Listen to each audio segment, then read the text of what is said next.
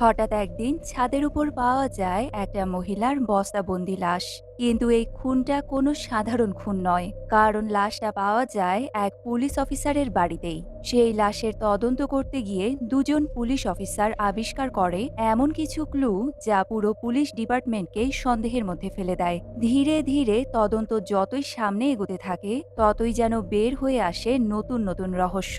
কেউ সত্যিটা বলছে না, কেউ কাউকে বিশ্বাস করছে না। আর সবথেকে ভয়ঙ্কর ব্যাপার হলো, উনি হয়তো তাদের খুব কাছেই আছে। একটা ভুল সিদ্ধান্ত পুরো সিস্টেমকে কাঁপিয়ে দিতে পারে। শেষ পর্যন্ত আসল খুনিকে, পুলিশের ভেতরেই কি কেউ এই ভয়ঙ্কর খেলার মাস্টারমাইন্ড? এমনই এক রহস্যময় গল্প আজ আপনাদের জন্য নিয়ে এসেছি। আজ এক্সপ্লেইন করব একটা মালায়ালাম ক্রাইম থ্রিলার মুভি যার নাম হলো থালাভান। ভিডিওটা শেষ পর্যন্ত দেখার অনুরোধ রইল, কারণ শেষের টুইস্টটা আপনাদের সত্যিই অবাক করে দেবে। মুভির শুরুতেই আমরা উদয় ভানু নামে একজন রিটায়ার্ড পুলিশ অফিসারকে দেখতে পাই। চাকরি শেষে সে একটা টিভি চ্যানেলে স্টোরি টেলার হিসেবে জয়েন করেছে। উদয় ভানু তার চাকরি জীবনে ঘটা সব থ্রিলিং কেসের গল্প সবাইকে শোনায়। দর্শকরা তার গল্পগুলো খুব পছন্দ করে। একদিন সে যখন রেডি হচ্ছিল, তখন চ্যানেলের এক সাংবাদিক এসে উদয় ভানুকে রিকোয়েস্ট করে বলে, স্যার, আপনি কি চেপ্পানাম টোটা কেসের ব্যাপারে কিছু জানেন? এই কেসের কাহিনীটা কি প্রোগ্রামে বলতে পারবেন? কিন্তু উদয় ভানু তাকে মানা করে দেয়। তারপরেও মেয়েটা বারবার রিকোয়েস্ট করতে থাকলে উদয় ভানু খুব রেগে যায়। এবার মেয়েটা বলে, সবাই বলাবলি করছে আপনার বন্ধু এই কেসে জড়িত থাকার কারণেই আপনি নাকি এই কেসটা ঠিকভাবে ইনভেস্টিগেট করেননি।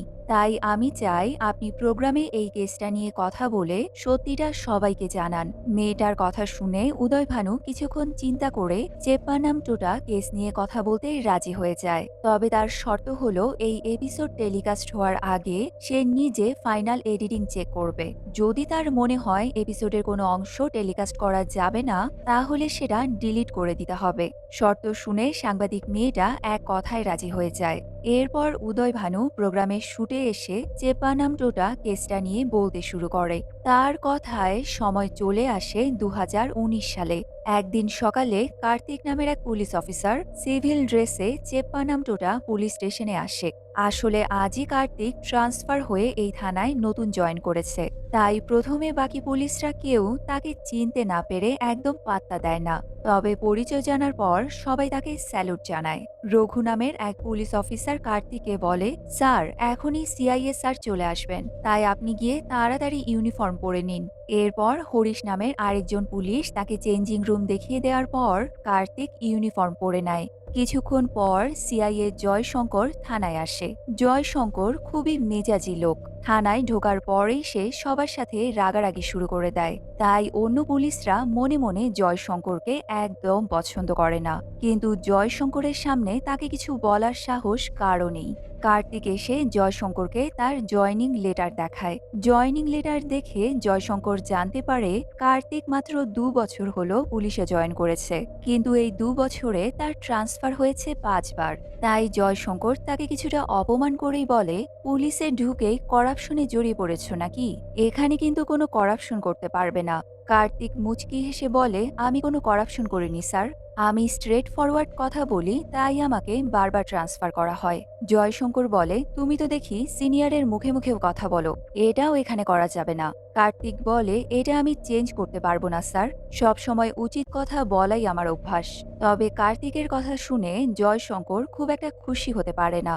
তার মানে জয়শঙ্কর আর কার্তিকের প্রথম পরিচয় একদমই ভালো যায়নি। কার্তিক জয়শঙ্করের ক্যাবিন থেকে বের হতেই কনস্টেবল বেনু তাকে বলে, আপনি সিআইএ স্যারের সাথে একটু মানিয়ে চলবেন স্যার, তাহলেই সব ঠিক থাকবে। সিআইএ স্যার একটু কড়া মেজাজের লোক, তবে অনেক সৎ একজন পুলিশ অফিসার।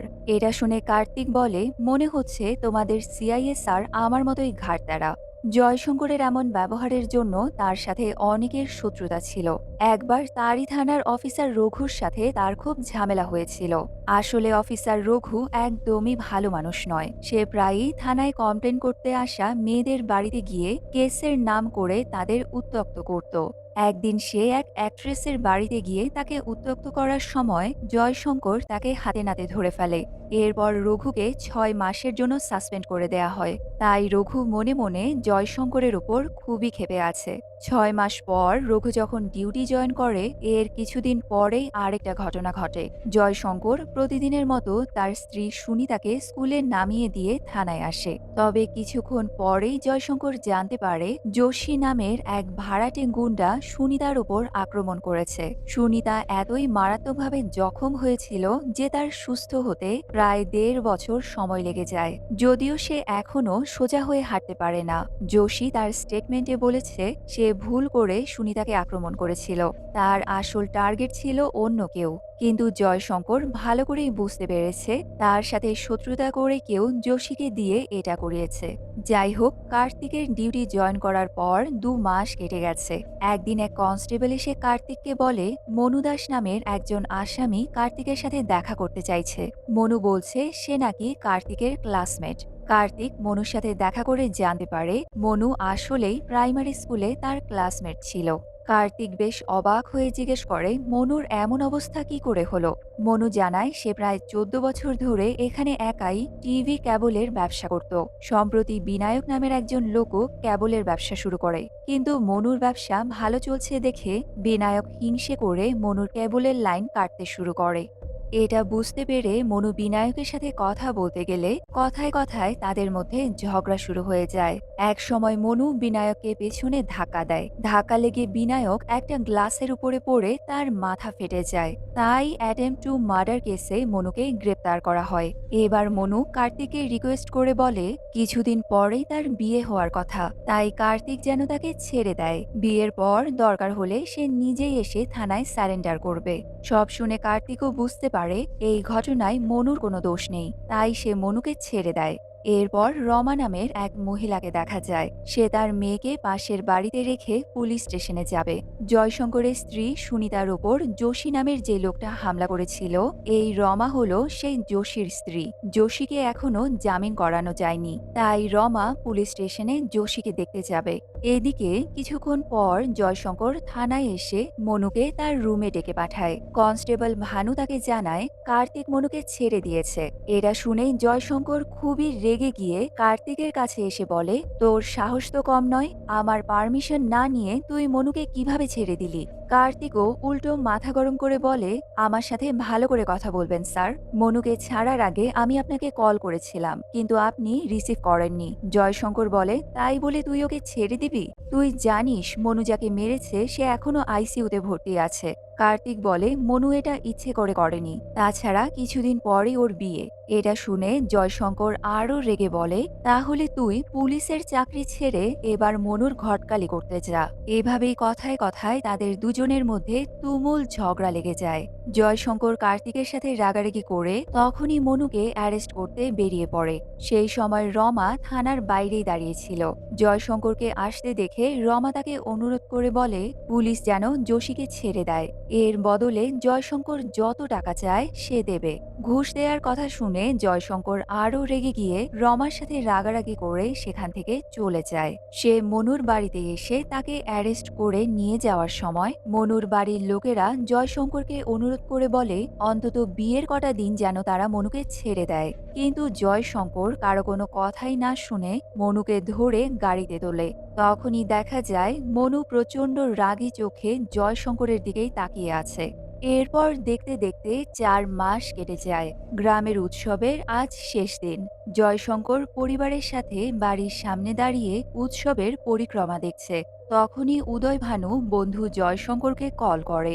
জয়শঙ্কর তাকে জানায় আজ সুনিতা তাদের মেয়েকে নিয়ে বাপের বাড়ি যাবে, তাই তারা বিকেল 4টের পর সবাই মিলে ড্রিঙ্কস করার প্ল্যান করে। সেদিন মনুও জেল থেকে ছাড়া পেয়েছে। সে এবার মনে মনে জয়শঙ্করের ওপর প্রতিশোধ নিতে চায়।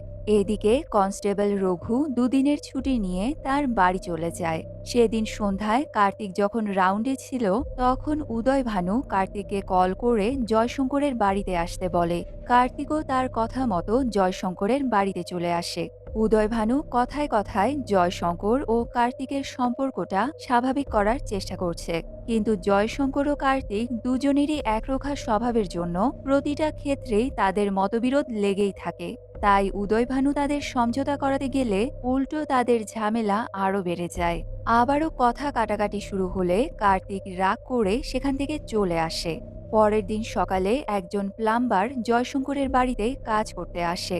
হঠাৎ সে ছাদের ওপর থেকে কিছু একটা শব্দ শুনে জয়শঙ্করকে ডাকতে ডাকতে ছাদে চলে যায়। কিন্তু ছাদে উঠেই প্লাম্বার দেখে জয়শঙ্কর সেখানে স্থির হয়ে দাঁড়িয়ে আছে, আর তার সামনেই বস্তাবন্দি হয়ে পড়ে আছে যোশীর স্ত্রী রমার ক্ষত বিক্ষত মৃতদেহ। প্লাম্বারের চিৎকার শুনে আশেপাশের সবাই ছাদে এসে ভিড় করে। খবরটা জানতে পেরে কার্তিক পুলিশ নিয়ে জয়শঙ্করের বাড়িতে আসে। উদয় ভানু কার্তিককে সাইডে ডেকে এনে বলে গতকাল রাতে সেও যে জয়শঙ্করের বাড়িতে উপস্থিত ছিল সেটা যেন কার্তিক রিপোর্টে না লেখে। কিন্তু কার্তিক জানায় যা সত্যি সে সেটাই রিপোর্টে লিখবে, কোনো রকম মিথ্যাচার সে করতে পারবে না। এইদিকে ততক্ষণে ফরেনসিক টিম ও এসপি সাহেব জয়শঙ্করের বাড়িতে পৌঁছে গেছে। জয়শঙ্করকে জিজ্ঞাসাবাদ করা হলে সে জানায় গত ১.৫ বছর ধরে সে রমাকে চেনে। যোশীকে ছাড়ানোর জন্য রমা প্রায়ই থানায় এসে বসে থাকত। গতকালও প্রায় ৪টার দিকে রমা তার বাড়িতে এসে বারবার যোশীকে ছেড়ে দেওয়ার জন্য অনুরোধ করছিল। রমা বলেছিল সে এমন কিছু জানে যেটা জয়শঙ্করের কাজে লাগতে পারে। তবে জয়শঙ্কর তার কথা না শুনে তাকে বাড়ি ফিরে যেতে বলে। এরপর পুলিশ জয়শঙ্করের প্রতিবেশী প্রশান্তকে জিজ্ঞাসাবাদ করলে প্রশান্ত জানায় সে গতকাল ৬টার দিকে রমা ও তার মেয়েকে জয়শঙ্করের বাড়ির সামনে অটো থেকে নামতে দেখেছিল।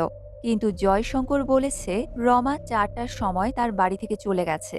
এটা নিয়ে এসপি আবারও জয়শঙ্করকে প্রশ্ন করলে এবার জয়শঙ্কর একটু আমতা আমতা করে বলে এই ব্যাপারে সে কিছুই জানে না, কারণ গতকাল ৬টার দিকে সে বিয়ার আনতে বন্ধুর বাড়ি গিয়েছিল। পুলিশ জয়শঙ্করের স্ত্রী সুনিতাকেও জিজ্ঞাসাবাদের জন্য ডেকে আনে। সুনিতা জানায় গতকাল জয়শঙ্কর তার বাবার বাড়িতেও গিয়েছিল। জয়শঙ্করকে কিছু নিয়ে টেনশন করতে দেখে সুনিতা তাকে এই ব্যাপারে জিজ্ঞেস করেছিল। তখন জয়শঙ্কর তাকে রমার কথা বলেছিল। এরপর পুলিশ আশেপাশের বাড়িগুলোতেও জিজ্ঞাসাবাদ করে। জয়শঙ্করের বাড়িটা গলির ভেতরে হওয়ার কারণে সেখানে একটাও সিসিটিভি ক্যামেরা নেই। তাই পুলিশ খুনির কোনো ক্লু খুঁজে পাচ্ছে না। সবাই ধারণা করছে লাশটা জয়শঙ্করের বাড়িতে পাওয়া গেলেও জয়শঙ্করকে ফাঁসানোর জন্য বাইরের কেউ এসে লাশটা ছাদে রেখে যেতে পারে। এভাবে ইনভেস্টিগেশনের ১ সপ্তাহ পার হয়ে যায়, কিন্তু কিছুই খুঁজে পাওয়া যায় না। এদিকে মিডিয়া থেকে জয়শঙ্করকে অ্যারেস্ট করার জন্য বারবার চাপ দেয়া হচ্ছে। উদয় ভানু প্রথমে কেসটা সামাল দেওয়ার চেষ্টা করে, কিন্তু উত্তপ্ত জনতার রোষের কারণে পুলিশ শেষ পর্যন্ত জয়শঙ্করকে অ্যারেস্ট করতে বাধ্য হয়। যদিও কার্তিক মনে মনে এটা কিছুতেই মানতে পারছিল না, কারণ সে জানে জয়শঙ্কর যত রাগী হোক না কেন সে কাউকে খুন করতে পারে না। তবে অফিসার রঘু মনে মনে খুব খুশি হয়। জয়শঙ্করকে আদালতে আনা হলে সব সাক্ষী প্রমাণ তার বিপক্ষে চলে যায়। সরকার পক্ষের উকিল আদালতে বলে সেদিন রাতে জয়শঙ্কর অনেক ড্রিঙ্ক করে মাতাল অবস্থায় ছিল। তার এক প্রতিবেশীও সন্ধ্যার আগে রমা ও তার মেয়েকে জয়শঙ্করের বাড়ির সামনে নামতে দেখেছে। সেদিনের পর থেকে রমার ছোট্ট মেয়েটাকেও কোথাও খুঁজে পাওয়া যাচ্ছে না। রমার ফোনের লাস্ট লোকেশন জয়শঙ্করের বাড়িতেই পাওয়া গেছে। এমনকি রঘুও মিথ্যে সাক্ষ্য দিয়ে বলে সে নাকি আগে অনেকবার জয়শঙ্করকে রমার সাথে ঘুরতে দেখেছে। আদালতে অনেকক্ষণ তর্ক চলার পর বিপক্ষের উকিল বলে জয়শঙ্কর নিজে যেহেতু একজন পুলিশ, তাই কেসের তদন্তের ভার পুলিশকে না দিয়ে যেন ক্রাইম ব্রাঞ্চকে দেয়া হয়। তবে জাজ পুলিশকে প্রাথমিক তদন্তের দায়িত্ব দিয়ে জয়শঙ্করকে ১৪ দিনের রিমান্ডে পাঠাতে নির্দেশ দেয়।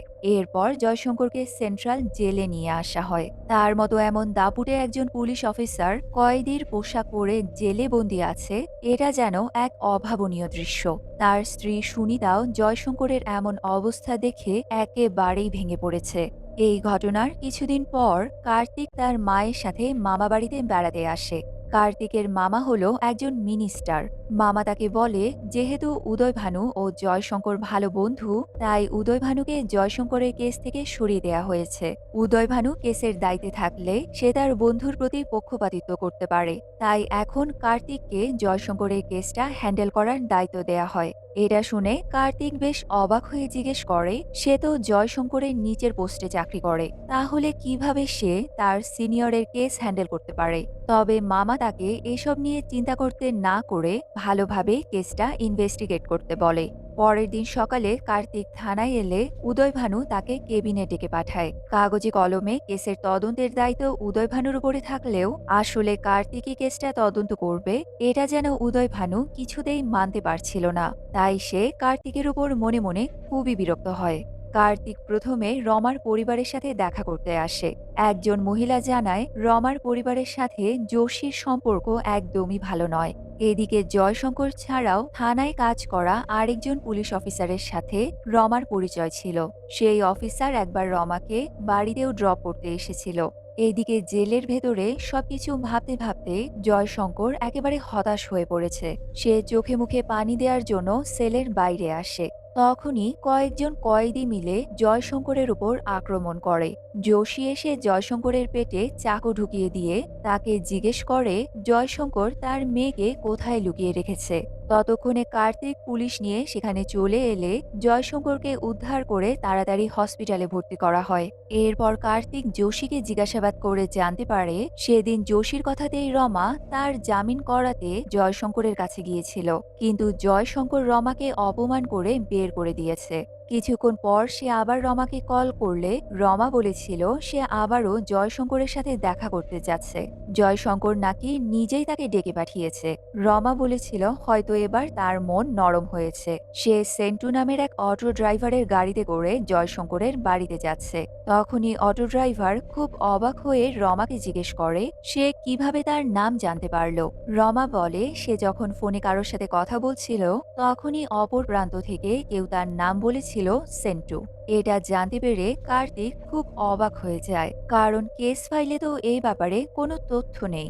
যোশী জানায় সে এই কথাটা আগে উদয়ভানুকেও বলেছিল।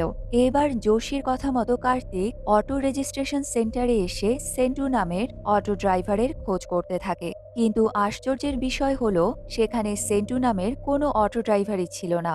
এদিকে উদয়ভানু হসপিটালে জয়শঙ্করের সাথে দেখা করতে আসে।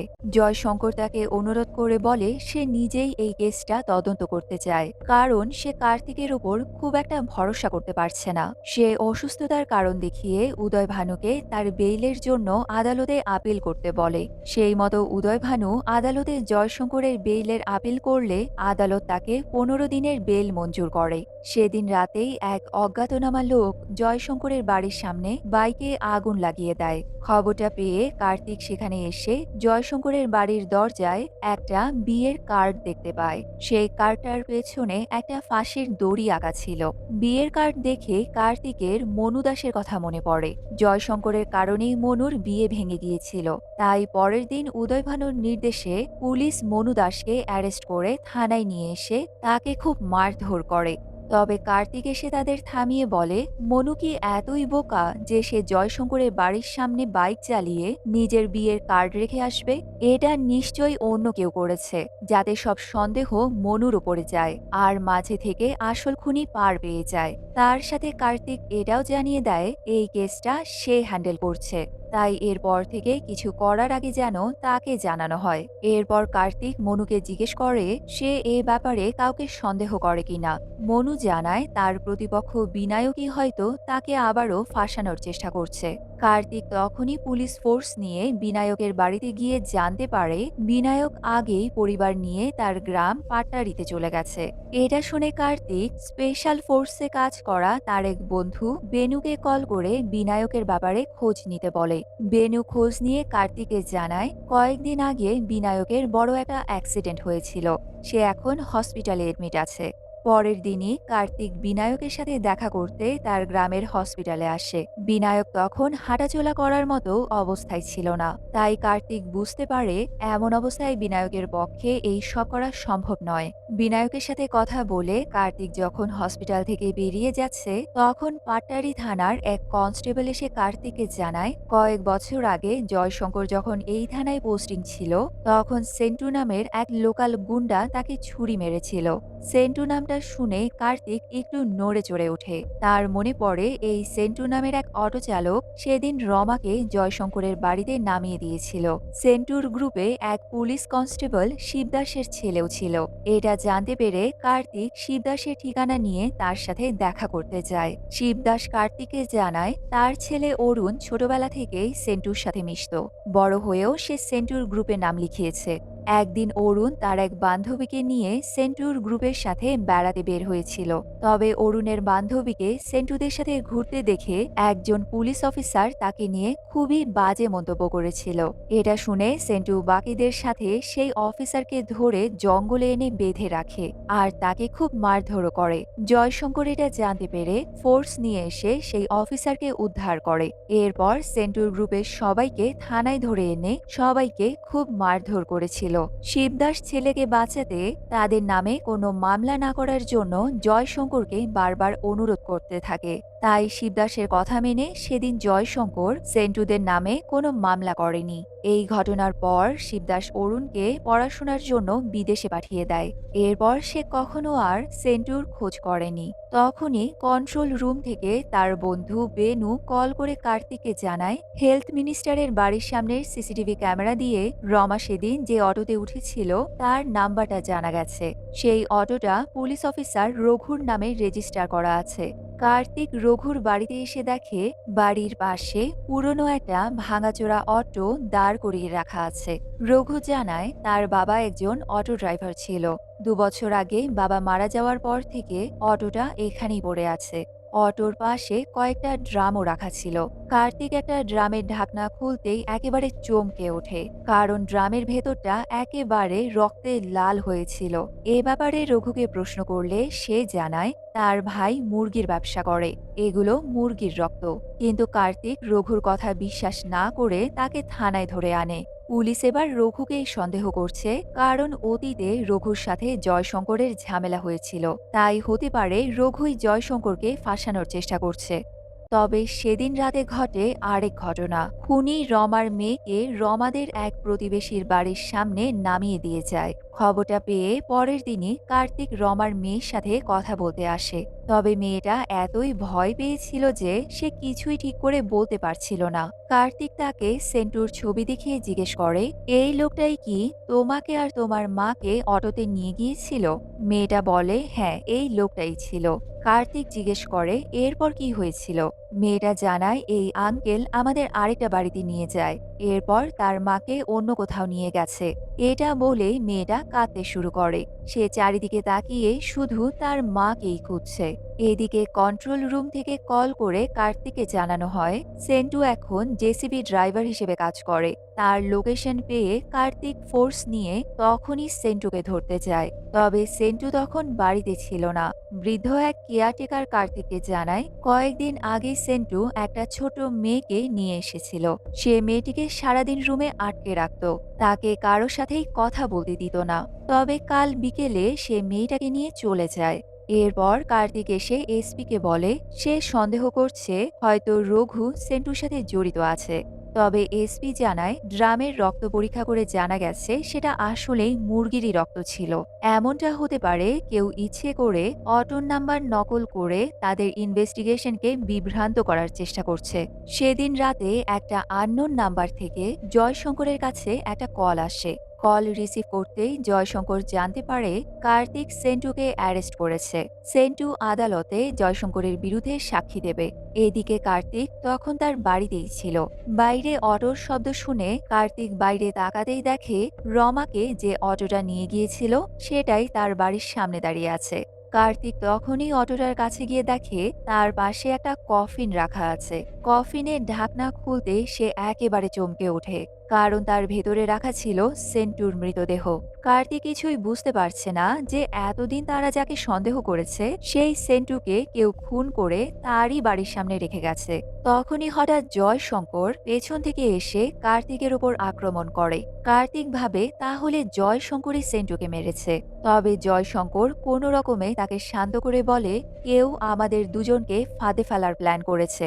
আর কার্তিককে কষ্ট করে থানায় সেন্টুর লাশের খবরটা দিতে হবে না, কারণ ইতিমধ্যেই থানায় খবর পৌঁছে গেছে।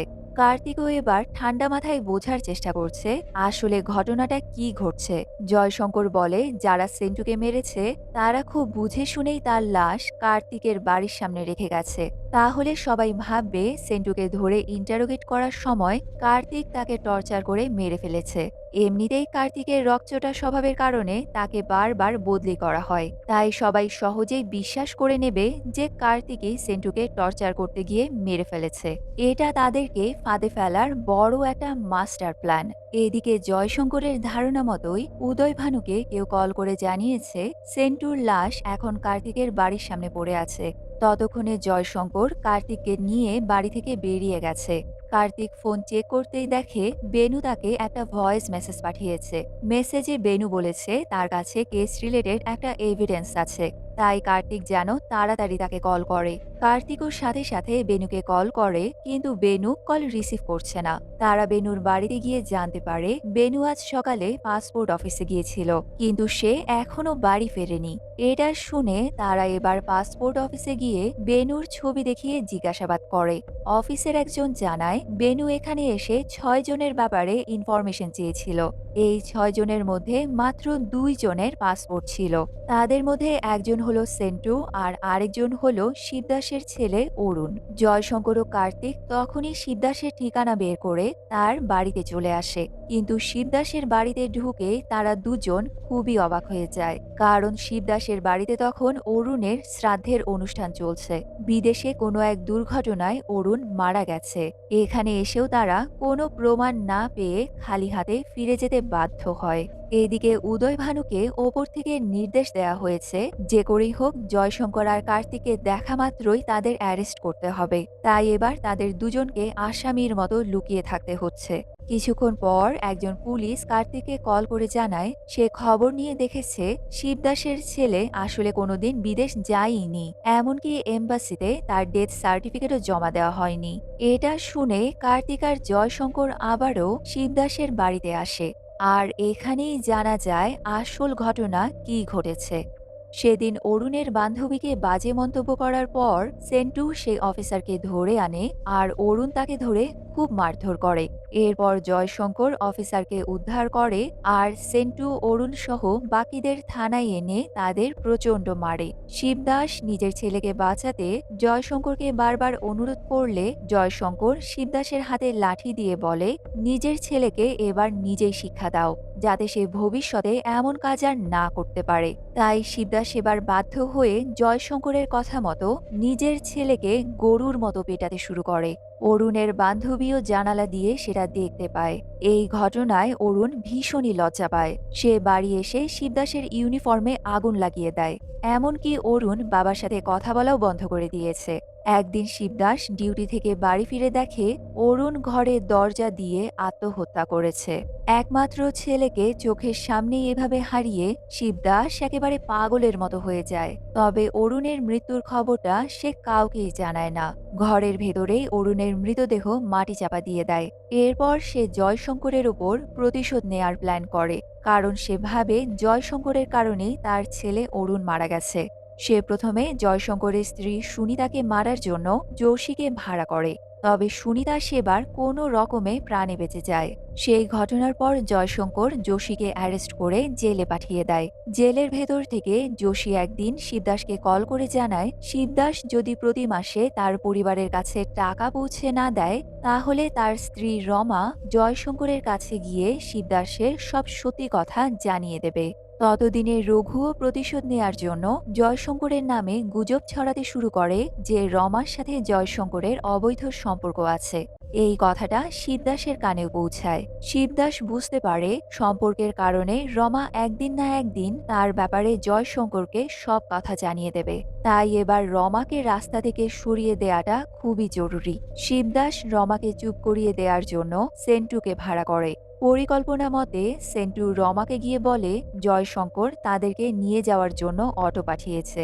জয়শঙ্কর যেহেতু তখন বাড়িতে ছিল না, তাই সেন্টু জয়শঙ্করের দ্বিতীয় বাড়ির নাম করে তাদের অন্য একটা বাড়িতে নিয়ে যায়। সেই বাড়িতে শিবদাস রমাকে হত্যা করে। এরপর রমার মৃতদেহ বস্তায় ভরে ক্রেন দিয়ে সেই বস্তাটা জয়শঙ্করের বাড়ির ছাদে রেখে দেয়। রমার মেয়েকে লুকিয়ে রাখলেও একসময় মেয়েটার কান্নাকাটিতে বিরক্ত হয়ে তাকে প্রতিবেশীর বাড়ির সামনে নামিয়ে দিয়ে আসে। তবে এবার সেন্টুও টাকার জন্য শিবদাসকে ব্ল্যাকমেল করতে শুরু করে। তাই শিবদাস সেন্টুকে মেরে তার লাশ কার্তিকের বাড়ির সামনে রেখে দেয়, যাতে সেন্টুকে মারার সব দোষ যায় কার্তিকের ওপর।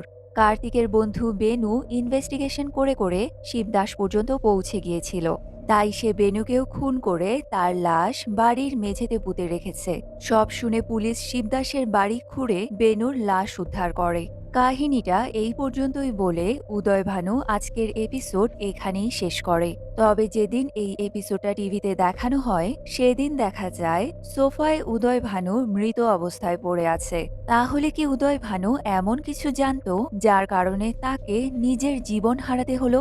এই কেসে শিবদাসের সাথে কি আরো কেউ মিলিত ছিল, যে চায় না উদয় ভানু কাউকে কিছু জানাক? নাকি এই সবের পেছনে অন্য কোনো খেলা চলছে? এসব প্রশ্নের উত্তর আর এবার জানা যায় না। হয়তো মুভির দ্বিতীয় পর্ব এলে আরও কোনো চাঞ্চল্যকর রহস্য বেরিয়ে আসবে। উদয় ভানুর মৃত্যুর সাথেই এই মুভিটা এখানেই শেষ হয়ে যায়। তো বন্ধুরা, এই মুভিটা আর আমার এক্সপ্লেনেশন আপনাদের কেমন লাগলো সেটা অবশ্যই আমাকে কমেন্ট করে জানাবেন।